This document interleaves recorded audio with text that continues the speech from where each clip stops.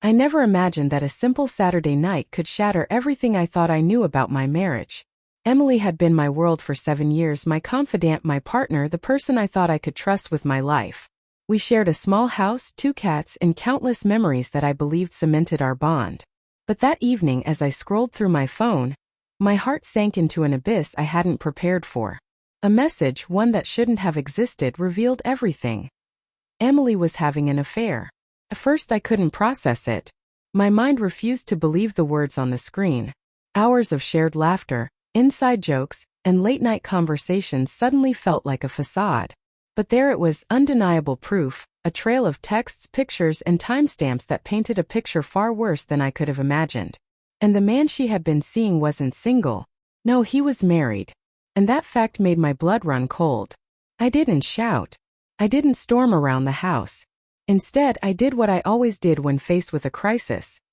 I thought, calculated, and planned my next move. The betrayal was personal, yes, but it was also strategic. I needed to confront the situation with clarity, not rage. I needed to see every angle, anticipate every reaction, and make sure that truth, not emotion, guided my actions. I spent the next few hours tracing the man's life online, piecing together his marriage, his routine, and his habits. By nightfall, I had everything I needed. Emily assumed that I would confront her first, that she could explain away her deceit, maybe even manipulate her way back into my trust. She had no idea I had a plan. One that would expose not just her, but him, and bring clarity to all the hidden lies. When she returned home, I greeted her calmly, as if nothing was wrong.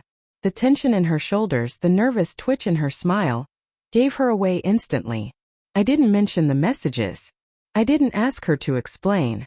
Instead, I told her I had to run an errand and would be back later. She nodded, relief flickering in her eyes, thinking she had dodged a confrontation.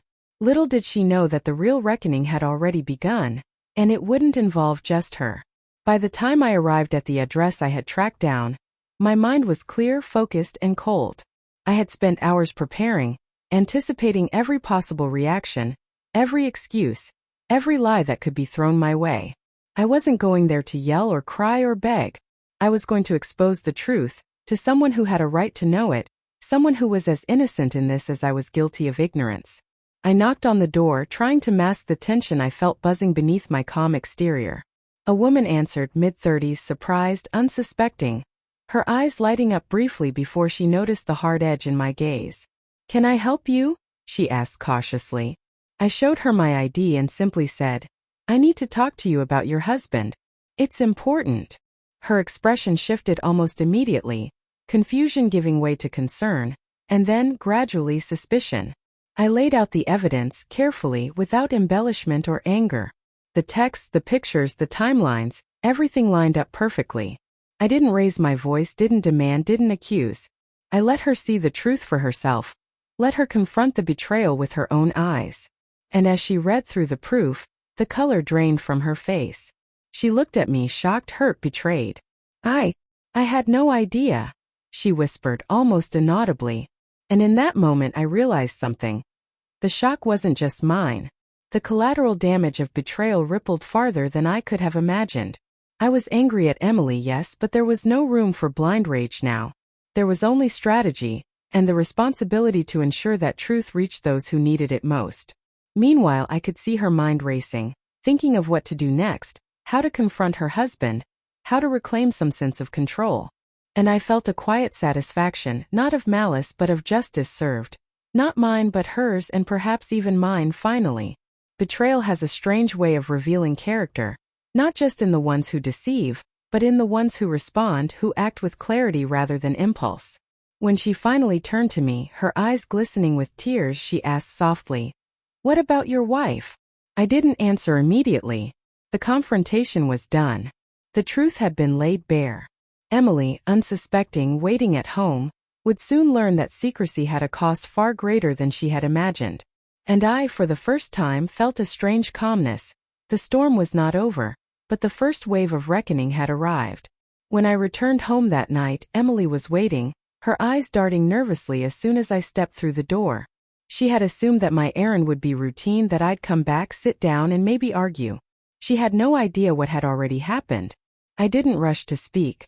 I let the weight of my presence fill the room, letting silence stretch long enough for her to feel the tension. Emily, I said finally, my voice calm but cutting. Do you know why I went out tonight? Her lips parted, searching for words, but nothing came out. I didn't need her to speak. The expression on her face, fear, realization, guilt, said it all. She knew, or at least she guessed, that the illusion of secrecy had collapsed. She had underestimated me. I placed the phone with the messages and photos on the table, turning it slightly so she could see it clearly. This isn't just about what you did, I continued. It's about the consequences of hiding the truth. You thought you could have your affair, your excitement, and keep our life untouched. You were wrong. She tried to explain, stammering, I didn't mean for it to. Stop, I interrupted gently but firmly. Your intentions don't matter anymore. Actions do. And your actions have consequences. I watched as comprehension finally settled in her eyes. The reality of exposure, the weight of betrayal, the inevitability of accountability. It hit her like a tidal wave. The woman she had been careless with, the innocent wife of her lover, now knew the truth.